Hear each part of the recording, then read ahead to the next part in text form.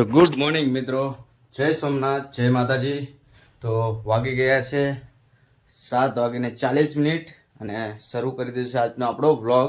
તો મિત્રો જો આજને દિવસમાં આપણે સવારમાં દરરોજ આપણે ચાલીએ છીએ એના કરતાં આજે 1 કિલોમીટર વધારે રનિંગ કર્યું, 1 કિલોમીટર વધારે વોકિંગ કર્યું. કારણ કે જો ખાવાનું હંમેશા વધતું જાય છે, વેટ ઘટે છે પણ પેટની ચરબી ઘટતી નથી. તો એના માટે આપણે આજે 1 કિલોમીટર વધારે ચાલવાનું ફિક્સ કર્યું કે જેનાથી અને થોડું ડાયટમાં મતલબ થોડું ધ્યાન દેવું પડશે, જમવામાં ધ્યાન દેવું પડશે એવું લાગી રહ્યું છે. મિત્રો સવારમાં તો જો સવારમાં મસ્ત મજાનું ચાલવાની એટલી મજા આવે છે ને કે સવારે 5:30 વાગે આપણે ઉઠી જઈએ ને, એક તો માઇન્ડ એકદમ ફ્રેશ હોય, વાતાવરણ એટલું મસ્ત હોય અને તમે જુઓ તો કબૂતર પક્ષીઓ દાણા ચણતા હોય અને કલરવ મસ્ત અવાજ આવતો હોય છે. અને જે આપણે 6-7 કિલોમીટર આપણે કહેવાય ને કે ચાલતા હોય છે ને, ત્યાં દરમિયાન એટલી મને અંદર શાંતિ મળતી હોય છે ને કે પૂછો જ માં. બસ હવે જેથી કરીને મેં પ્રોપર રનિંગમાં ધ્યાન દેવા માટે સવારમાં જે બ્લોગિંગ કરતો હતો, સવારમાં અહીંયાથી વિડીયો સ્ટાર્ટ કરતો હતો એ બંધ કર્યું. કારણ કે ઓલરેડી અહીંયા વોઇસ વધારે આવતો હતો અને વોઇસના કારણે વિડીયો ખરાબ જતો હતો. બરાબર, સમય અને સંજોગ પ્રમાણે કહેવાય ને, પરિસ્થિતિ બદલાતી રહે. આપણે કહીએ ને એકદમથી મારા કેસમાં કેવું છે કે બ્લોગિંગ હું મારા શોખથી કરું છું. મને એવું નથી કે એમાંથી કોઈ વધારે ઇન્કમ મેળવી લઉં કે આ છે તે છે.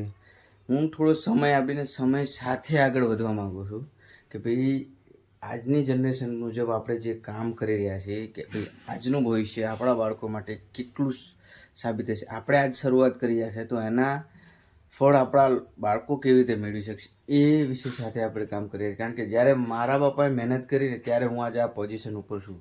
હું મજૂરી નથી કરતો, એ હજુ મજૂરી કરે છે, અમારા ભવિષ્ય માટે ચિંતા કરતા હોય છે. તો એવી જ રીતે હોય છે મિત્રો કે આપણે એવું નહીં વિચાર લેવાનું કે હું અત્યારે હાલ કરોડપતિ થઈ છું. બરાબર, એ વસ્તુથી આપણે આ નથી કરતા. આનું બેઝ એટલા માટે હોય છે કે આપણે આમાંથી કંઈક નવું શીખી, સોશિયલ મીડિયામાંથી કંઈક નવું શીખીને આપણે આપણા બાળકોના ભવિષ્ય માટેનો જે વિચાર કરવાનો છે ને એ વસ્તુ માટે જોવાનું હોય. કારણ કે એક પેરેન્ટ્સની જવાબદારી હોય છે ને એ વસ્તુ ઇમ્પોર્ટન્ટ હોય છે. કંઈક તો ઇમ્પોર્ટન્સ હોય કે નહીં. બધી વસ્તુ ફેક હોતી નથી, બધી વસ્તુ ખરાબ હોતી નથી. બરાબર, તો જો અત્યારે તો હાલ એકલા રાજા છીએ એટલે બહુ ઝાઝું વ્લોગિંગમાં કહેવાય છે ને, આમ તમને ફની ટાઈપનું થોડું ઓછું જોવા મળશે. ફનીમાં કેવું છે તો જો સપોર્ટર લોકો હોય ને તો ફની વિડીયો બની જાય, બાકી સપોર્ટર ના હોય તો ફની ના બને. ફની કરવા માટે ફની લોકો સાથે જોઈએ.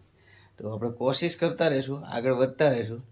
જ્યારે એવો સમય, જ્યારે એવો મોડ આવશે ત્યારે આપણે એ પણ ફની વિડીયો ટાઈપના બી બનાવવાની, તમને ખૂબ એન્ટરટેન કરાવવાની ટ્રાય કરીશું. આ મારો ટ્રાયલ બેઝ ચાલી રહ્યો છે. હું એવું માનું છું કે આ મારો ટ્રાયલ બેઝ ચાલી રહ્યો છે બ્લોગિંગમાં.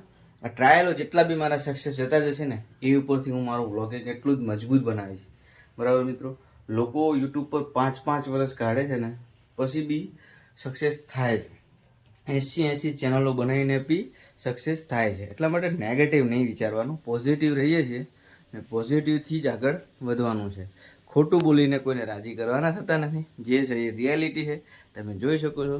બરાબર, તો થઈ ગયો છે અત્યારે આપણો ઓફિસ જવાનો ટાઈમ. ચલો મિત્રો નીકળીએ, વાગી છે 7:45. મળીએ સાંજે ફરીથી.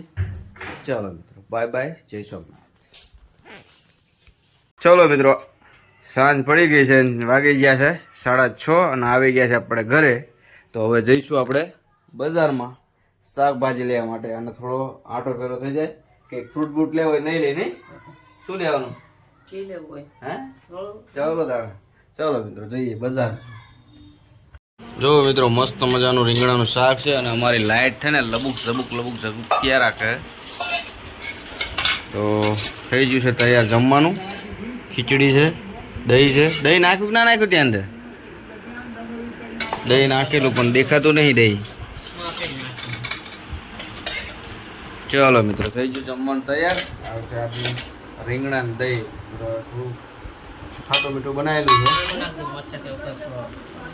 બરોબર, ચલો તો એવું